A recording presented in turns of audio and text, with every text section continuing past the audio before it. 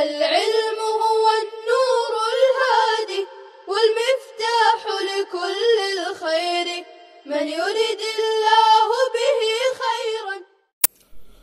اعوذ باللہ من الشیطان الرجیم بسم اللہ الرحمن الرحیم ویصنع الفلک حکایت حال ماضیہ وکلما مر علیہ ملأ جماعۃ من قومه سخروا منه استهزؤوا به قال ان تسخروا منا فإنا نسخر منكم كما تسخرون اذا نجونا وغرقتم فسوف تعلمون من يأتيه موصولة مفعول العلم يأتيه عذاب يخزيه ويحل ينزل عليه عذاب مقيم دائم حتى غاية للسنة إذا جاء أمرنا بإهلاكهم وفار التنور للخباز بالماء وكان ذلك علامة لنوح قلنا احمل فيها في السفينة من كل زوجين أي ذكر وأنثى أي من كل أنواعهما اثنين ذكرا وأنثى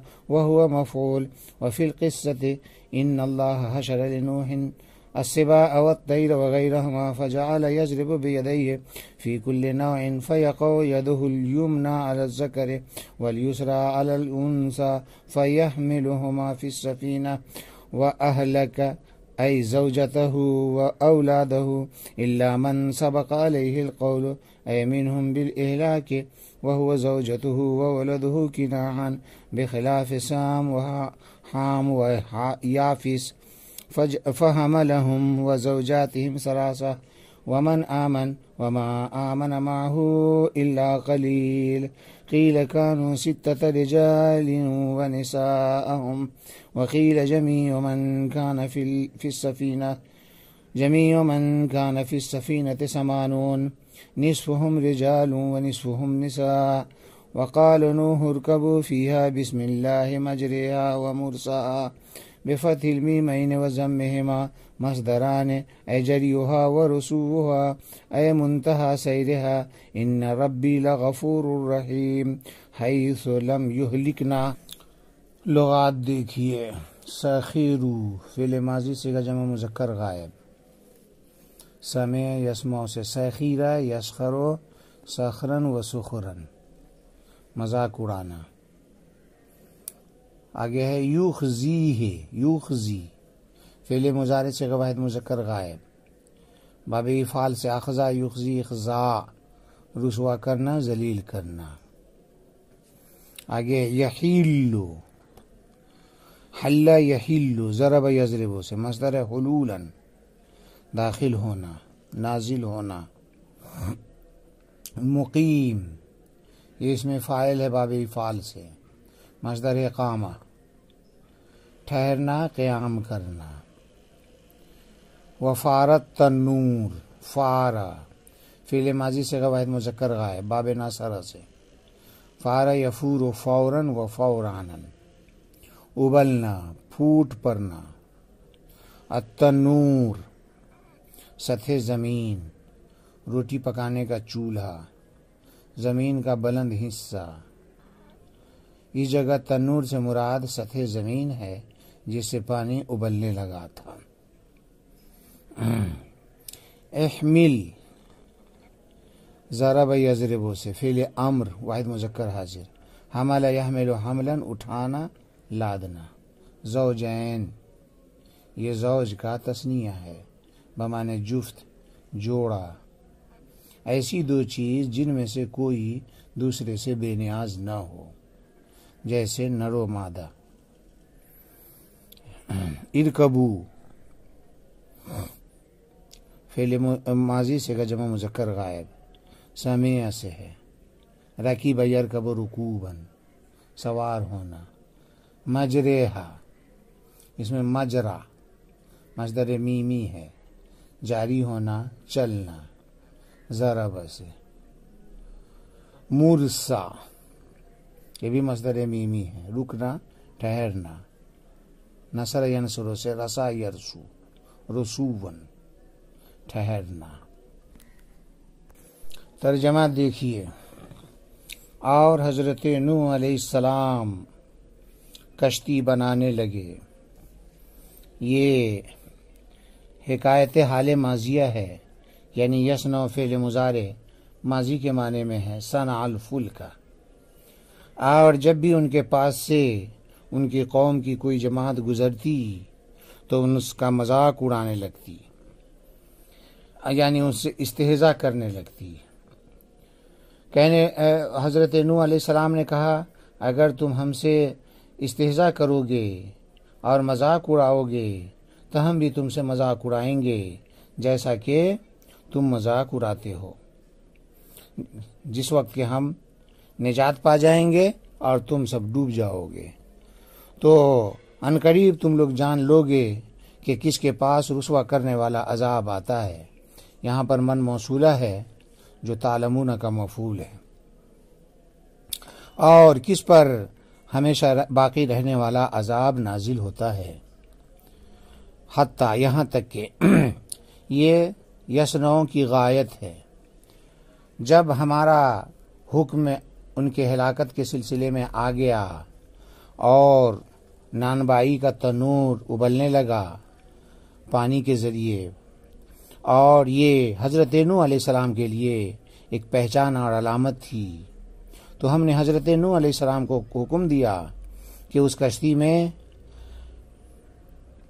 ہر قسم کے نر و مادہ کو سوار کر لیجئے، یعنی مذکر مؤنث کو، یعنی ہر قسم میں سے دو کو، یعنی نر اور مادہ کو. اور یہ اثنین یہ مفعول ہے احمل کا. اور قصہ یہ ہے کہ اللہ تبارک تعالیٰ نے نوح علیہ السلام کے پاس پرندوں کو اور درندوں کو جمع کر دیا، اور اس سے علاوہ چیزوں کو، پرندہ درندہ وغیرہ کو جمع کر دیا. تو حضرت نوح علیہ السلام ہر قسم میں ہم اپنا ہاتھ بڑھاتے تھے تو ان کا دایاں ہاتھ نر پر پڑتا تھا اور بایاں ہاتھ مادہ پر پڑتا تھا، تو ان دونوں کو کشتی میں سوار کر لیتے تھے. وَأَهْلَكَ، اور اپنے اہل کو بھی سوار کر لیجئے، یعنی بیوی کو اور اولاد کو، مگر جس کے بارے میں ان میں سے جس کے بارے میں فیصلہ ہلاکت پہلے ہو چکا ہے، اور وہ ان کی بیوی اور ان کا بیٹا کنعان ہے. ان کے بارے میں فیصلہ ہلاکت پہلے سے ہو چکا تھا، برخلاف سام، حام، یافس کے، کہ حضرت نوح علیہ السلام نے ان کو اور ان کی تینوں کی بیویوں کو سوار کر لیا، اور ان لوگوں کو سوار کر لیا جو ایمان لائے. اور حضرت نوح علیہ السلام کے ساتھ ایمان نہ لائے تھے مگر تھوڑے لوگ. کہا گیا ہے کہ وہ کل 6 مرد اور ان کی عورتیں ہیں. کہا گیا ہے کہ تمام وہ لوگ جو کشتی میں سوار تھے 80 تھے، آدھے مرد اور آدھی عورتیں. اور حضرت نوح علیہ السلام نے کہا کہ تم لوگ کشتی میں سوار ہو جاؤ، اللہ ہی کے نام سے اس کا چلنا ہوگا اور اس کا ٹھہرنا ہوگا. مرسا، یہ میم دونوں میم کے فتحے کے ساتھ ہے، یعنی مرسا اور مجرے، اور دونوں میم کے ضمے کے ساتھ ہے، یعنی مجرے اور مرسا. دونوں مصدر ہیں، یعنی ان کا چلنا اور ان کا ٹھہرنا، یعنی ان کے چلنے کی انتہا اللہ ہی کے نام سے ہے. بے شک میرا پروردگار معاف کرنے والا رحم کرنے والا ہے، چنانچہ ہم کو انہوں نے ہلاک نہیں کیا. ما قبل کی آیت میں اللہ نے حضرت نوح علیہ السلام کو سفینہ بنانے کا جو حکم دیا تھا اس کا بیان تھا کہ وَاصْنَعِ الْفُلْكَ بِأَعْيُنِنَا. اگلی آیت میں اسی حکم کی تعمیل کا بیان ہے. چنانچہ فرمایا جا رہا ہے وَيَصْنَعُ الْفُلْكَ، کہ حضرت نوح علیہ السلام نے اللہ کے حکم کی تعمیل میں کشتی بنایا. فرمایا گیا حکایت حال ماضیہ، کہ یصنع فعل مضارع سے حال ماضی کی حکایت کی گئی ہے، یعنی کشتی بناتے وقت ان پر یہ بات صادق تھی کہ وہ یصنع الفلک، لیکن ابھی یہ مضارع ماضی کے معنی میں ہے، اے صنع الفلک، صنع الفلک۔ آگے ہے کہ کلما مر علیہ ملأ جماعۃ من قومہ سخروا منہ استہزؤوا بہ، کہ حضرت نوح علیہ السلام کے کشتی بناتے وقت جب بھی کوئی جماعت ان کے پاس سے گزرتی تو ان سے تمسخر کرتی، یعنی ان کا استہزاء کرتی ان کے اس عمل پر، کیونکہ حضرت نوح علیہ السلام کشتی بنانے کا کام پانی سے بہت دور دراز میں کر رہے تھے۔ اس کو دیکھ کر قوم ہنستی اور کہتی، لو پہلے تو نبی تھے، اب نجار کب سے بن گئے۔ اور قوم کے استہزاء کی وجہ یہ تھی کہ یا تو وہ لوگ نہ کشتی کو جانتے تھے اور نہ اس سے نفع حاصل کرنے کو جانتے تھے، یا وہ لوگ کشتی کو تو جانتے تھے مگر حضرت نوح علیہ السلام کی کشتی سازی سے ان کو تعجب تھا کہ جب پانی نہیں تو یہ کہاں چلے گی، کیا ریت پر چلے گی۔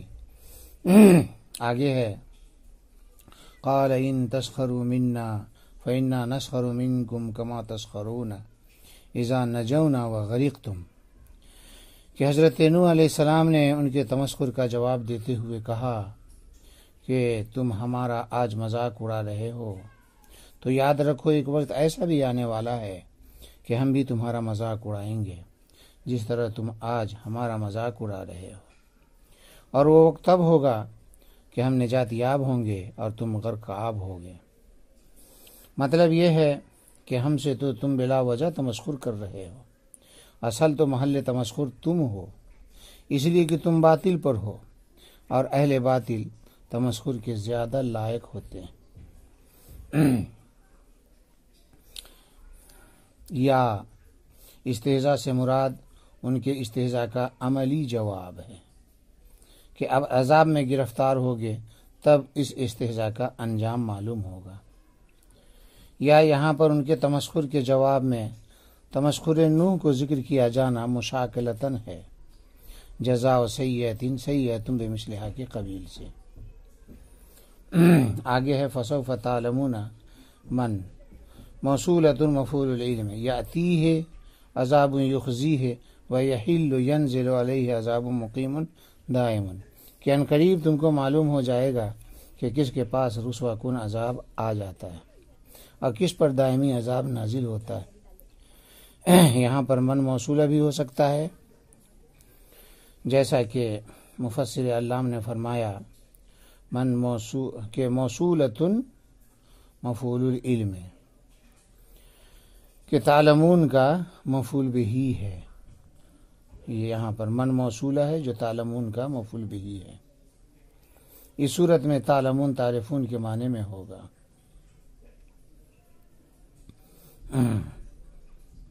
جو ایک ہی مفعول کو چاہتا ہے، اور من استفہامیہ بھی ہو سکتا ہے۔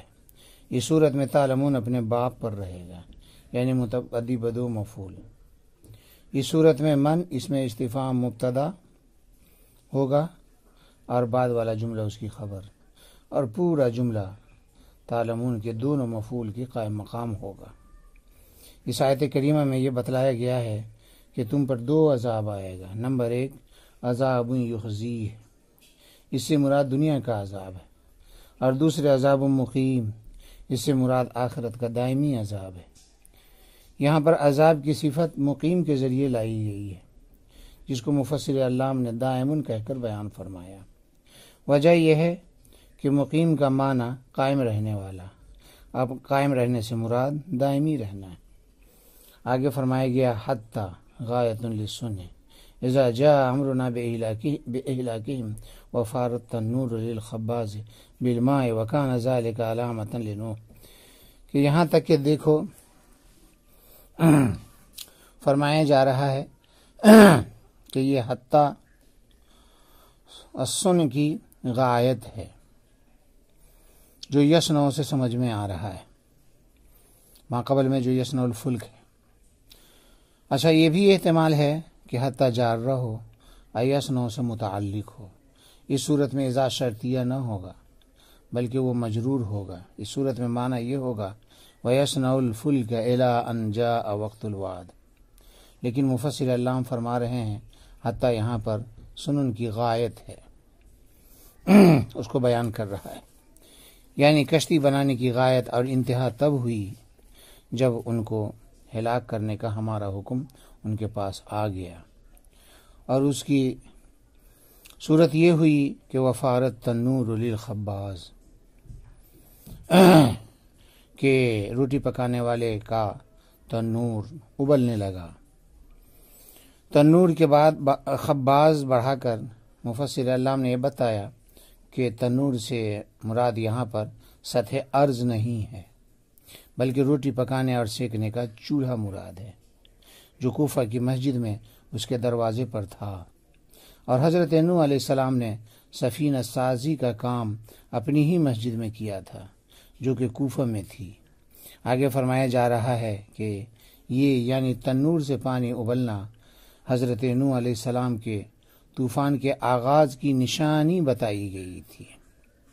چنانچہ روایت میں ہے کہ نوح علیہ السلام سے کہا گیا کہ جب تم تنور سے پانی ابلتے ہوئے دیکھو تو تم اپنے اوپر ایمان لانے والوں کے ساتھ اس کشتی میں سوار ہو جانا۔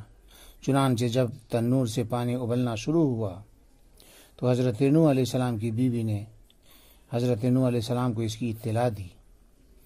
آگے فرمایا جا رہا ہے قُلْ نَحْمِلْ فِيهَا فِي السَّفِينَةِ مِنْ كُلِّ زَوْجَيْنِ ذَكَرٍ وَأُنْثَىٰ اے مِنْ كُلِّ أَنْوَاعِهِمَا اثْنَيْنِ ذَكَرًا وَأُنْثَىٰ وَهُوَ مَفْعُولٌ، کہ اس وقت ہم نے نوح علیہ السلام سے کہا کہ اس کشتی میں ہر قسم کے جوڑے یعنی نر و مادہ کو سوار کر لو۔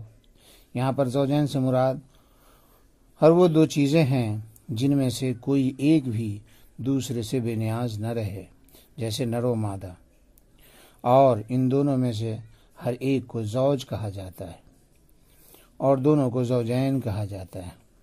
حضرت حسن رحمۃ اللہ علیہ فرماتے ہیں کہ حضرت نوح علیہ السلام ان جاندار چیزوں کو اپنے ساتھ سوار کیا جن کے نسل کی افزائش بطور تولد ہوتا ہے یا بذریعہ انڈا۔ ان کے علاوہ چیزیں جن کی پیدائش مٹی سے ہوتی ہے جیسے مچھر وغیرہ تو ان کو اپنے ساتھ نہ لیا۔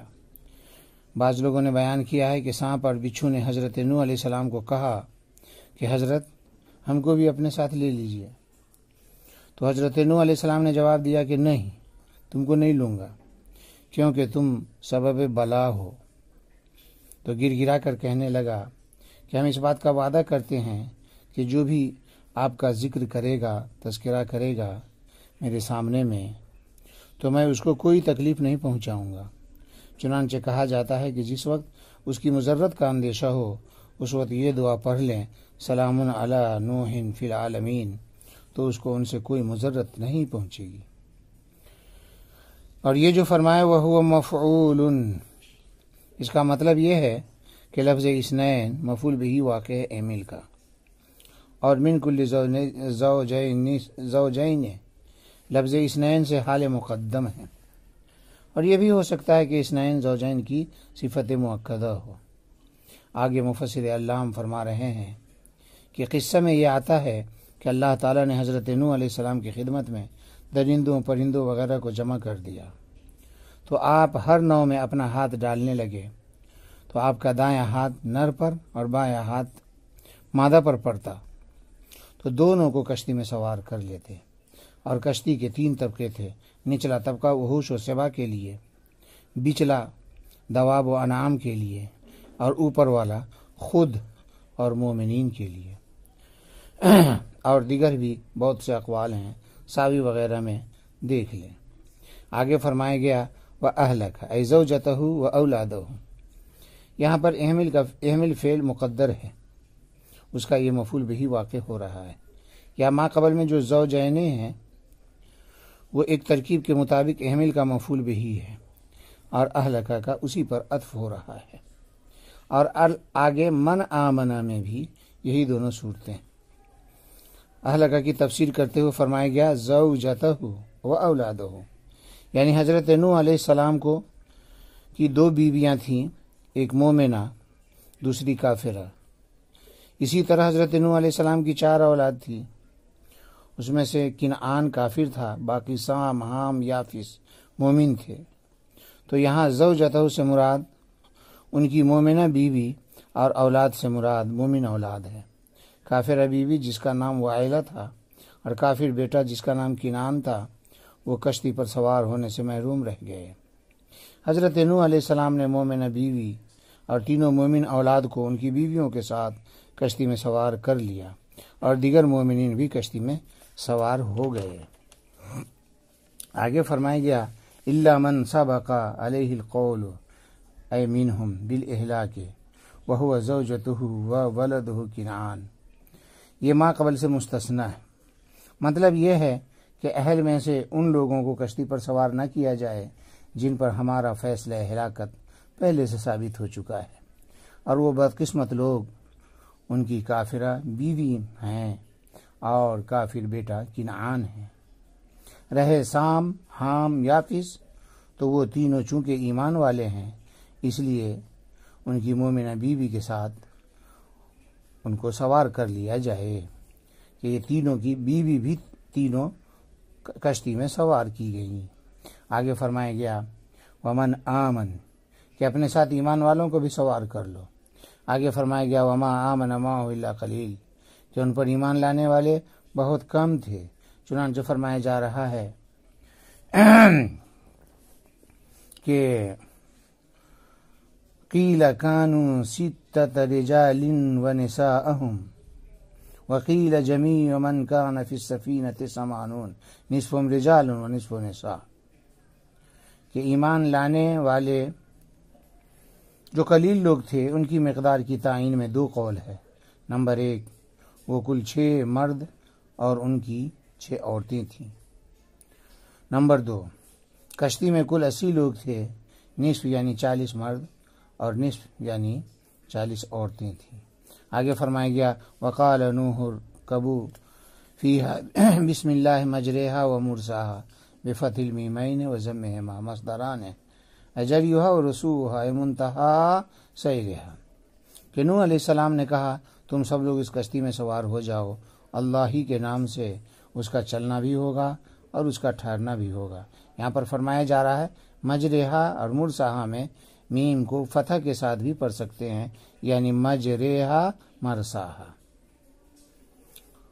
اور دونوں کو ضمہ کے ساتھ بھی پڑھ سکتے ہیں مجریہا و مرساہا، لیکن مرساہا میں میم پر فتح نہیں آتا ہے، آنا ہی نہیں آتا ہے، اولا یہی ہے، صرف مجریہا کے میم پر ضمہ فتح دونوں آ سکتا ہے، مرساہا کے میم پر فتح کا آنا شاذ ہے۔ یہ دونوں مصدر ہیں، مجریہا مرساہا، جریہا اور رسوہا کے معنی میں۔ آگے فرمایا گیا اے منتہا سیرہا، یہ رسوین کی تفسیر ہے، اے مجریہا و مرساہا، مجریہا و مرساہا، جریہا و رسوہا کے معنی میں ہے۔ اور یہ جو فرمایا گیا کہ منتہا سیرہا، یہ رسوین کی تفسیر ہے صرف، کہ مرساہا کا معنی ہے اس کے چلنے کی انتہا اور آخری، اور مجریہا مرساہا یہ مبتدا ہے اور بسم اللہ یہ خبر مقدم ہے۔ اصل عبارت ہے ارکبوا فیہا قائلین بسم اللہ مجریہا۔ چنانچہ روایت میں آتا ہے جب کشتی کو چلانا ہوتا تو کہتے بسم اللہ تو چلنے لگتی، جب ٹھہرانا ہوتا تو کہتے بسم اللہ تو ٹھہر جاتی۔ آگے فرمایا گیا ان ربی لغفور رحیم، کہ بے شک میرا رب البتہ بڑا بخشنے والا اور بڑا مہربان ہے، اس لیے تمہارے گناہوں کو بخش دے گا اور تم پر رحم کرے گا، اس طرح کہ تم کو ہلاکت سے بچا لے گا۔ چنانچہ سب لوگ ہلاکت سے بچا لیے گئے، اور جو کفار تھے وہ اس رحمت سے اور مغفرت سے محروم رہ گئے۔ السلام عليكم، لا تنسوا الاعجاب بالفيديو والاشتراك في القناة تشجيعا لنا لنستمر بنشر المزيد إن شاء الله.